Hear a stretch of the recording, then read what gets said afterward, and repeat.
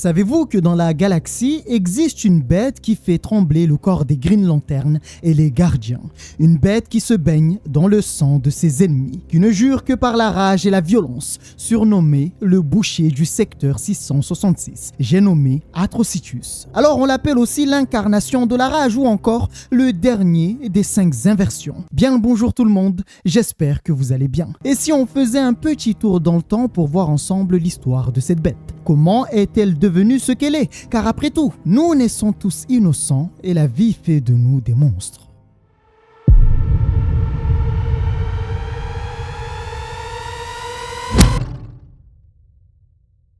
Mais alors, où tout ça a commencé? Eh bien, vous serez assez surpris car son histoire commence en même temps que celle d'Hal Jordan.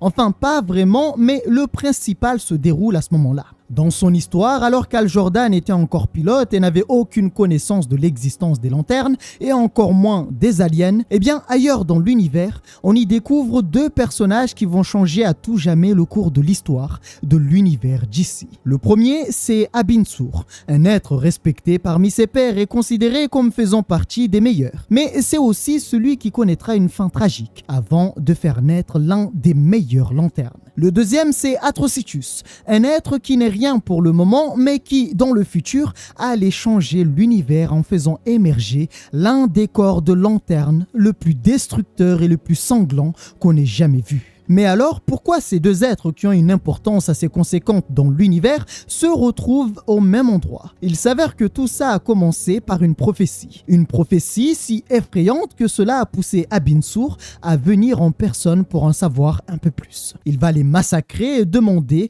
à un certain Kul de lui en dire plus concernant cette prophétie. Parmi ceux qui se trouvaient sur place, il y avait un être appelé Atrocitus, qui à ce moment-là était juste une personne dangereuse mais sans plus. Mais ce jour-là, il va intervenir pour demander à Kul de se taire, car les secrets concernant les prophéties devaient rester entre eux. Alors peu après cela, dans un moment de tension maximale, Abin Sur va jurer et va informer qu'il allait découvrir la vérité sur cette prophétie, mais surtout sur l'événement qu'on appelle la nuit la plus noire. Alors oui, son histoire commence avec des secrets. Et si Abin Sur vient à jurer, c'est que cette prophétie annonce quelque chose de très grave.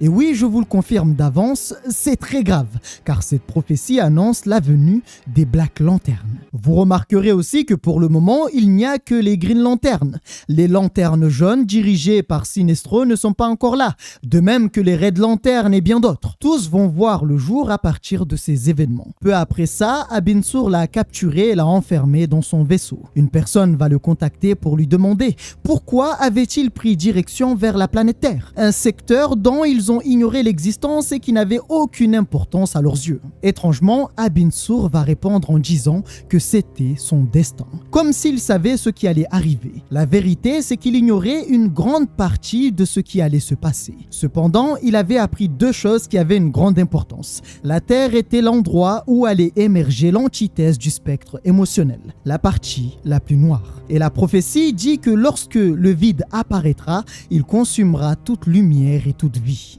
La deuxième chose, c'est que Abin Sur allait mourir, quand il ne le savait pas, d'où le fait qu'il avait dit que c'était son destin. Et dans tout ça, seul Abin Sur parmi les lanternes croyait en la prophétie. Et certains disaient que cela n'était que des histoires racontées par les prisonniers d'Ismolt, dont Atrocitus était membre. Étant donné que les gardiens ne lui permettaient pas d'avoir les réponses dont il avait besoin, il a décidé d'enquêter par lui-même, en prenant avec lui Atrocitus sans l'autorisation des gardiens. Durant ce voyage, Atrocitus va lui faire savoir qu'il allait mourir. Il lui avait montré les visions qu'ils ont vues le concernant.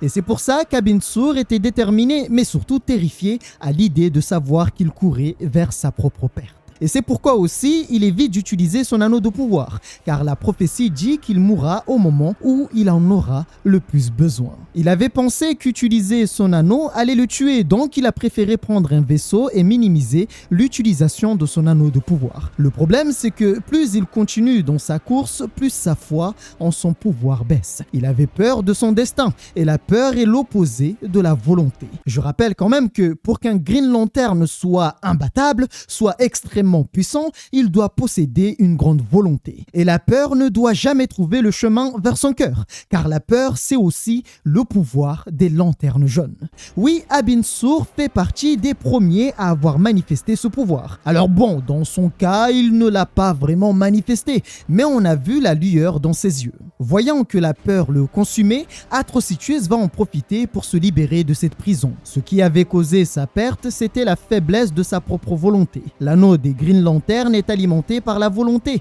et si la volonté vient à diminuer, alors le pouvoir des lanternes diminue avec. C'est de cette façon qu'Atrocitus a pu se libérer.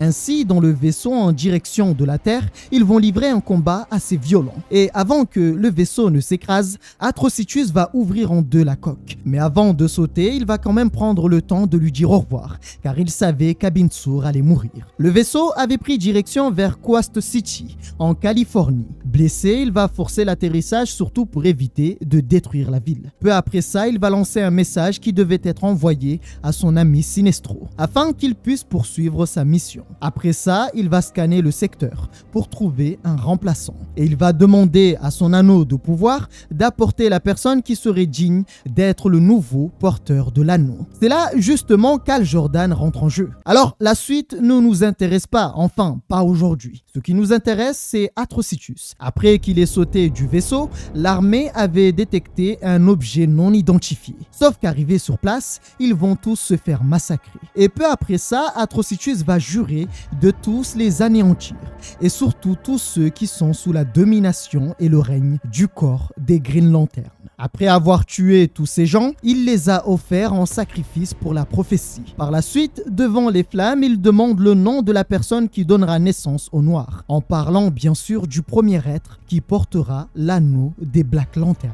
C'est de cette façon qu'il peut voir l'avenir, enfin plutôt une partie de la prophétie. Et cette méthode permet même de voir l'avenir de tout un peuple, voir le cours d'une guerre par exemple, ou voir l'avenir d'un être comme par exemple Abin Sur. Ils avaient réussi à prédire sa fin. Peu après ça, il va leur arracher le cœur pour boire leur sang et en recracher une partie dans les flammes.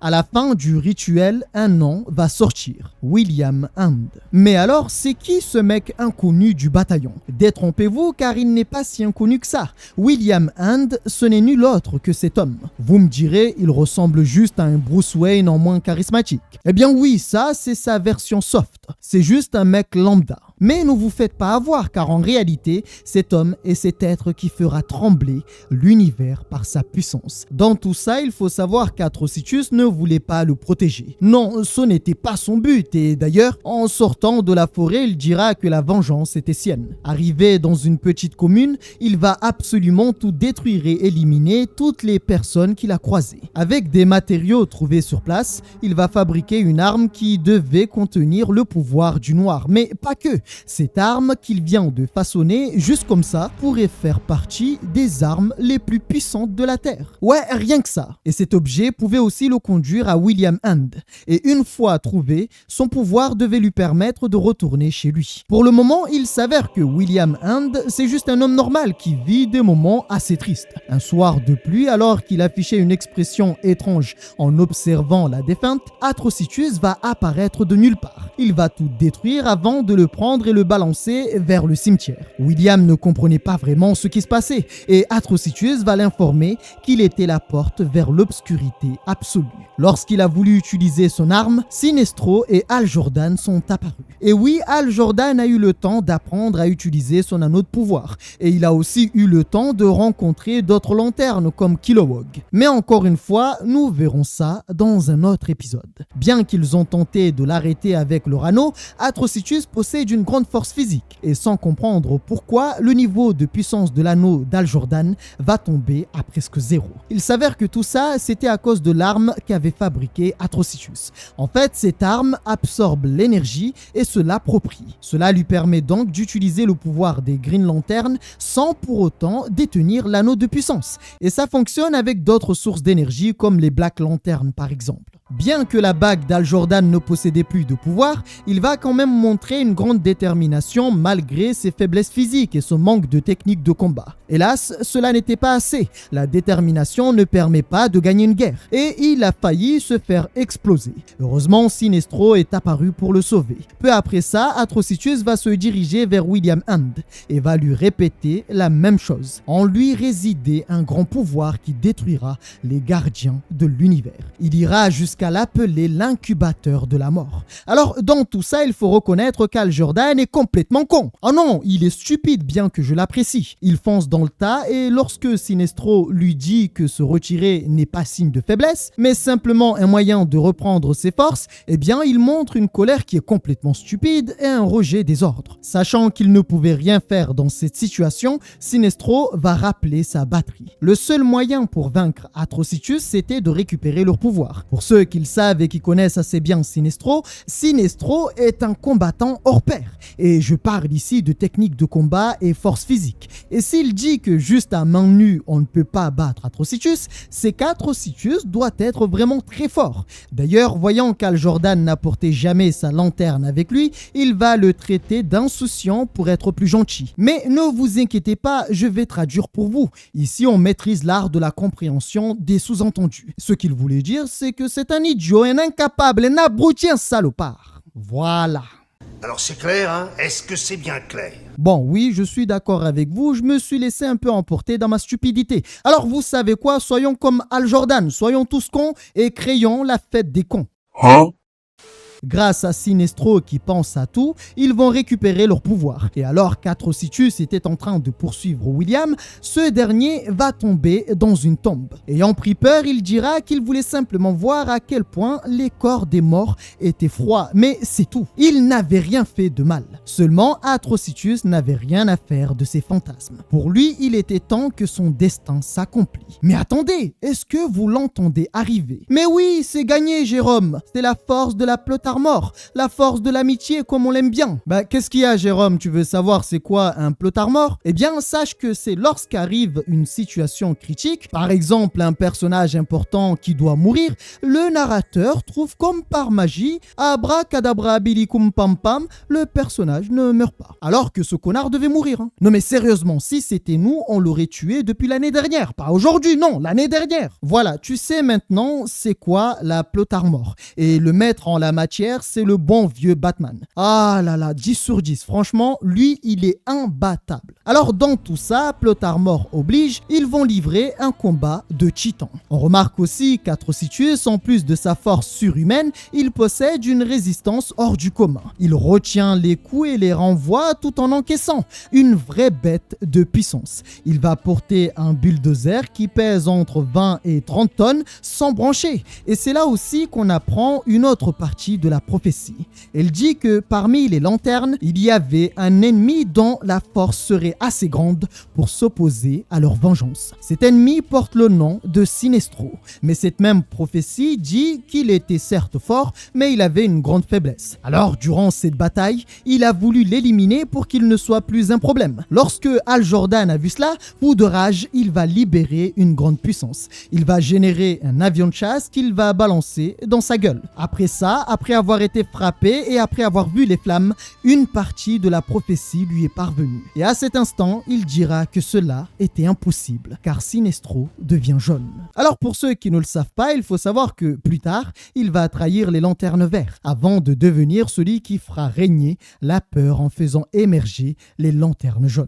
Peu après ces paroles, sans hésiter, Sinestro va simplement le mettre KO. Mais dans tout ça, on oublie William, et ce dernier va tomber sur l'arme d'Atrocitus. Lorsqu'Hal Jordan s'est approché de lui, il l'a rapidement caché avant de prendre la fuite. Après l'avoir capturé, aucun d'eux n'avait connaissance de qui était William, ni même pourquoi Atrocitus voulait s'en prendre à lui. D'ailleurs, Sinestro dira qu'il était juste affamé et qu'Atrocitus voulait juste boire son sang parce qu'il devait certainement avoir une énergie différente des autres. Mais alors, est-ce que c'est la fin d'Atrocitus? Car après ça, Hal Jordan accompagné de Sinestro vont rencontrer les gardiens et c'est là aussi qu'Hal Jordan Jordan va se présenter aux gardiens. Mais encore une fois, cette partie ne nous intéresse pas, c'est pourquoi on va sauter encore une fois une partie de l'histoire pour voir ce qui va advenir d'Atrocitus après tout ça. Peu après avoir été capturé par les lanternes, les gardiens vont ordonner qu'il soit renvoyé sur Ismold afin de poursuivre sa peine.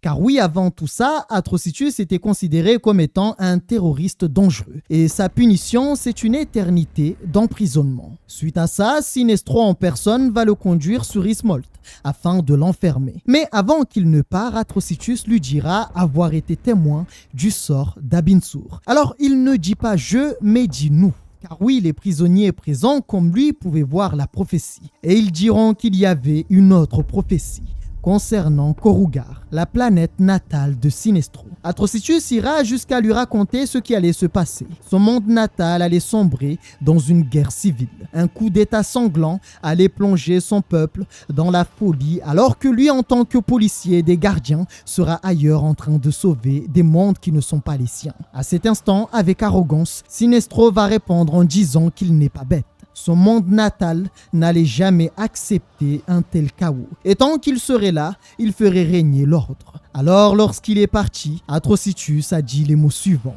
Un jour, il ressentira sa rage. Un jour, il brûlera de cette rage. Ça, c'est le début du commencement du corps des Red Lanterns. Mais dans tout ça, vous remarquerez qu'une grande partie de sa vie n'a pas été partagée. Comment est-il devenu ainsi? Alors, quand on suit l'ordre de lecture partagé par beaucoup sur Internet, on oublie certaines histoires et vous le savez, moi, j'aime connaître le pourquoi du comment. Et c'est pourquoi je n'ai pas été satisfait en suivant toute son histoire. Car en regardant bien, je me suis rendu compte qu'il manquait beaucoup de choses. Et en fouillant plus profondément dans ses histoires, je me suis rendu compte que pour suivre correctement son histoire, il faut la suivre en fragments. Et c'est ce qu'on va faire. On ne va pas simplement suivre l'ordre de lecture défini par certains. Non, pour la suite, partons encore une fois voir un autre comics. D'ailleurs, on a vu au moins 6 à 7 comics jusqu'à maintenant, car son histoire est en fragments dispersés un peu partout. Dans un comics qui sera publié quelques années après, on apprend beaucoup de choses concernant l'histoire d'Atrocitus, notamment avant qu'il ne devienne la première lanterne rouge. Tout cela a commencé il y a de cela longtemps sur une planète appelée Ruth. Après que les gardiens aient créé une armée de guerriers appelés Manhunter, ils les ont envoyés à travers l'univers afin de protéger la vie. D'ailleurs, voir l'histoire des Manhunters serait assez intéressant. Leurs actions ont eu un impact considérable dans l'univers. On apprend aussi que le véritable nom d'Atrocitus, c'est Atros. Avant d'être la bête qu'il est maintenant, il était un excellent père de famille. Il avait 2 filles et la plus jeune portait le nom de Traka. Ce jour-là, sa fille avait remarqué une chose étrange. Les chasseurs d'hommes devenaient bizarres. Et d'après elle, cela avait commencé depuis 2 jours. Malheureusement, Atros n'a jamais pris les paroles de sa fille au sérieux, trouvant qu'elle disait simplement des bêtises. Sa première fille, l'aînée, porte le nom de Limi. Cette dernière trouvait que les Manhunters les haïssaient, car à chaque fois qu'elle voyait leur visage, elle ne voyait pas de bienveillance. Et en réalité, elle avait raison. Leur regard n'était pas simplement celui d'une machine obéissant aux ordres. Pour celles et ceux qui ne le savent pas, les Manhunters ou chasseurs d'hommes ont été créés par les gardiens afin de faire respecter l'ordre dans l'univers. C'est la première force ou armée qu'ils ont créée. La deuxième armée, vous la connaissez plutôt bien, puisque ce sont les Green Lanterns. Et c'est la seule armée la plus stable qu'ils ont créée et qui a fait le plus de bien dans l'univers. Mais attention, car pour obtenir cette armée, ils ont fait aussi du mal. N'oublions pas que ce pouvoir, ils l'ont volé à Voltum. J'ai déjà fait 2 épisodes le concernant. Et enfin, il y a la 3e armée qu'ils ont créée. Elle fait partie des plus destructrices. Elle porte littéralement le nom de 3e armée. Et cette 3e armée possède le pouvoir monstrueux de vider n'importe qui de sa conscience pour en faire une coquille vide. Concernant les Manhunters, au début, ils faisaient tout comme on leur demandait. Mais un jour, sans comprendre pourquoi, tout avait changé. Sur la planète Ruth, un jour, Yanod Kagom a transgressé une réglementation mineure en traversant sans suivre les règles. Cela a suffi pour qu'un Manhunter l'élimine sur le champ. Il ne restait absolument rien de son corps. Au début, c'était juste des éliminations qu'on pensait être des accidents. Et puis avec le temps, ces petites éliminations ont commencé à être quotidiennes, jusqu'au jour de la mort de la femme d'Atros. Peu après ça, sa pauvre fille Limi ne montrait aucun signe de vie. Alors que sa petite sœur lui demandait de se réveiller et ne comprenait pas ce qui se passait. Voyant cela, il va courir pour sauver son enfant, car elle ne voyait pas le danger. Hélas, les Manhunters ne faisaient plus aucune distinction entre le bien et le mal. Ce jour-là, Atroce a perdu toute sa famille, et c'est là aussi qu'il s'est rendu compte de son erreur. Sa fille bien-aimée lui avait dit qu'il y avait un problème avec les Manhunters, mais elle ne l'avait pas écouté. Il venait de tout perdre et en lui quelque chose venait de mourir. Il avait perdu tout espoir concernant l'avenir, voire même le bonheur. Il ne ressentait aucune once d'espoir. Et sur sa planète, il ne restait plus rien, pas même des ruines, pas même les corps des morts. Tout ce qui restait, c'était des eaux et la désolation.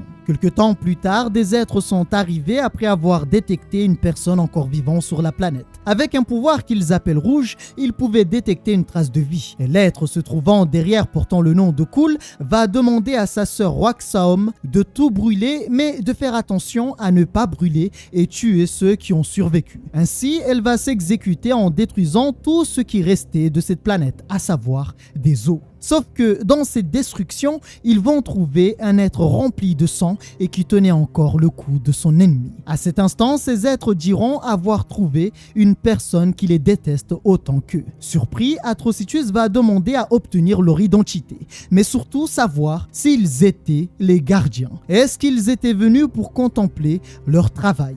Malgré le fait qu'ils aient dit ne pas être des gardiens, Atroce va se jeter sur eux. Et là, normalement, ces deux êtres devraient vous dire quelque chose. Eh bien oui, rappelle-toi, dans la prison où était gardé Atrocitus, il y avait un certain Cool, le même qui racontait les prophéties concernant Abinsur, l'avenir de l'univers et Sinestro. Il s'avère que Cool et Roxaom viennent d'un domaine appelé les mondes cancer de 666. Les gardiens les ont bannis de leur royaume magique et cela a créé une haine féroce, ce qui fait que depuis longtemps, ils détestent les gardiens tout comme Atrocitus. D'ailleurs, les gardiens leur ont donné le nom des 4 démons, ce qui avait surpris Atroce, car il ne pouvait en voir que 2. Alors Roxaom va demander à Orfram et à un certain Dalgzox de se réveiller. Peu après les avoir invoqués, 2 êtres assez terrifiants vont apparaître. Il s'avère que ces 2 êtres passent la majeure partie de leur temps dans les zones marginales.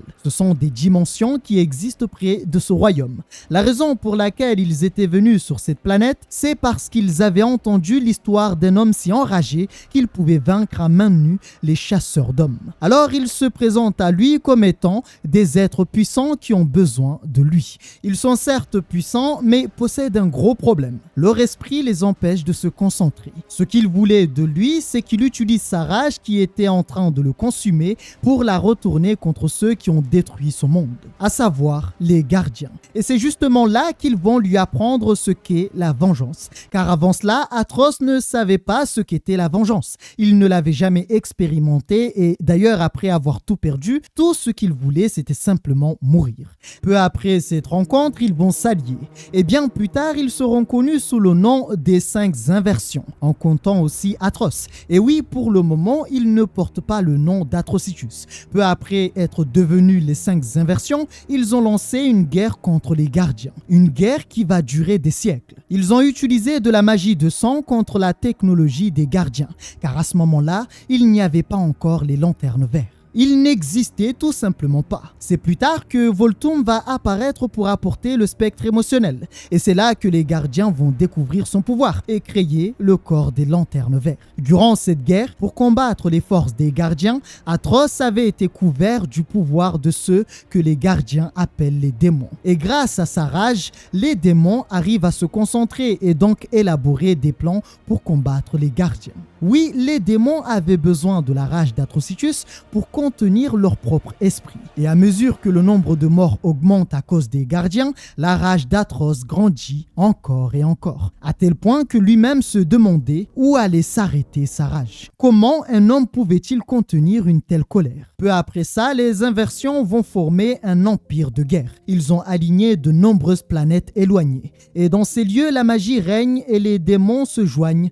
à divers enchantements qui modifient l'esprit. Au deuxième millénaire de cet empire, Atroce avait remarqué qu'il avait changé et sa rage demandait encore plus. Un jour, il est parti voir Roxaom afin de lui faire une demande qu'il avait fait il y a de cela des siècles. Mais à chaque fois, cette dernière refusait de répondre à sa demande. Pour elle, il n'était pas prêt. Et d'ailleurs, ses précédentes actions ont tué beaucoup de personnes. Alors en colère, Atroce va s'en prendre à elle, avant qu'elle ne le neutralise. Il s'avère que ce qu'il demandait concerne sa vengeance contre les gardiens de l'univers. Mais le problème, c'est qu'il est rempli de colère. Et cela fait qu'il ne fait pas attention et tue beaucoup de personnes qui ne sont pas vraiment impliquées dans tout ça. Atroce était si obsédé par sa rage et sa vengeance qu'il ira jusqu'à la manipuler en faisant une fausse déclaration d'amour. Et cela va lui permettre d'avoir beaucoup d'opportunités et même découvrir de nombreux secrets, notamment la prophétie du sang. Cette aventure avec elle va encore une fois tuer quelque chose en lui. Et cette fois-ci, c'est l'amour. La première chose qu'il a perdue, c'est l'espoir.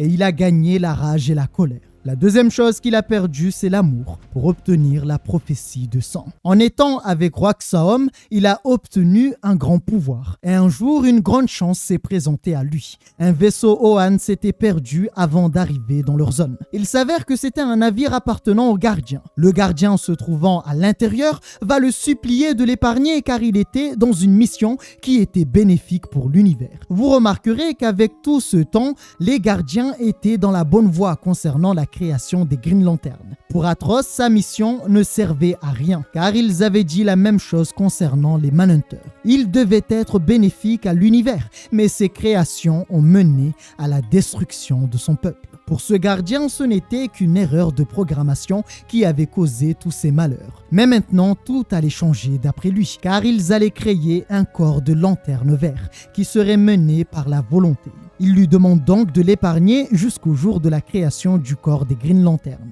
À ce moment-là, il pourra le tuer. Malheureusement, il a supplié la mauvaise personne. La pitié fait partie des choses qu'il avait perdues il y a de cela des siècles. Il a été le premier gardien à avoir été tué à main nue par Atroce. Peu après ça, il a bu son sang tout en sachant que rien de tout cela allait apaiser sa rage. Voyant ce qu'il devenait, il ira jusqu'à se demander si tuer tous les gardiens serait suffisant car sa colère était immense. Après la mort du gardien, il a utilisé son sang pour l'offrir à l'univers, mais surtout pour pouvoir voir le futur, pour voir son propre avenir. À ce sujet, Roxaom l'avait prévenu. Communiquer avec l'avenir était une chose effrayante, mais il était déterminé et de plus, c'était sa première prophétie. À chaque prophétie, on ressent une douleur immense. Et étrangement, après cette première prophétie, la peur a quitté son corps. Il ne pouvait plus la ressentir. Et à la fin de tout ça, il dira que l'avenir ne pouvait pas être plus effrayant que son propre passé.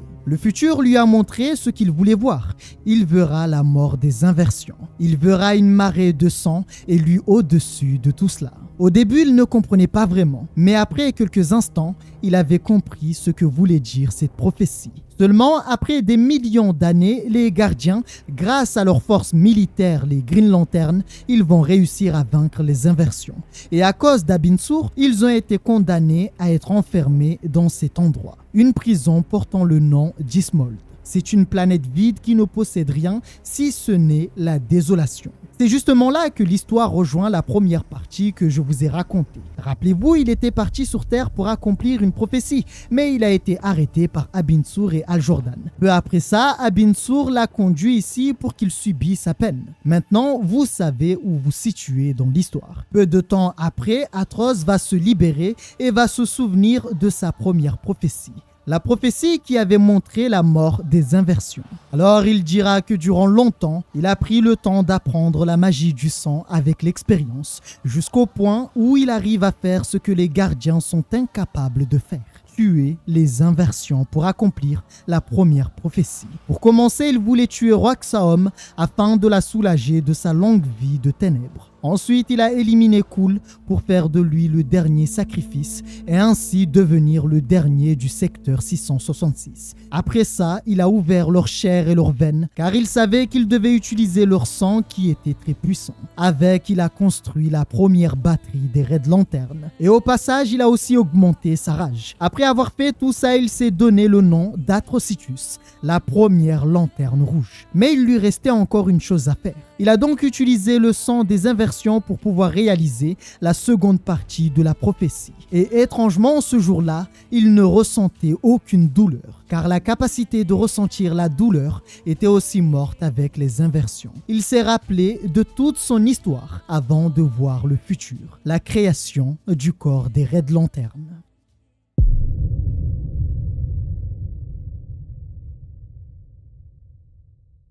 Voilà, c'est la fin de cet épisode. Alors pour ceux qui le savent, oui, il y a une autre histoire qui raconte comment il est devenu une lanterne rouge. Mais cette partie-là, je ne l'ai pas choisie pour cet épisode. La raison est assez simple, elle n'est pas aussi détaillée que cette partie. Elle ne parle pas de son passé. Et pour une première vidéo sur la chaîne le concernant, il est très intéressant de voir comment il est devenu aussi impitoyable. Alors ne vous inquiétez pas, car cette deuxième partie qui raconte comment il est devenu une lanterne rouge, nous la verrons pour le prochain épisode. Je ferai certainement une partie 2 le concernant. Mais avant de voir tout ça, je voulais voir avec vous comment il est devenu cette chose. Cette chose dépourvue de sentiments, de peur, de joie, d'espoir ou de douleur. Il a tout simplement perdu toutes ces choses qui font de nous de bonnes personnes avec le temps. Il ne ressent désormais plus rien et même la douleur, il ne la ressent plus. Et c'est ça qui fait de lui l'être du mal, Atrocitus. Allez, prenez soin de vous et on se retrouve pour le prochain épisode. Ciao tout le monde.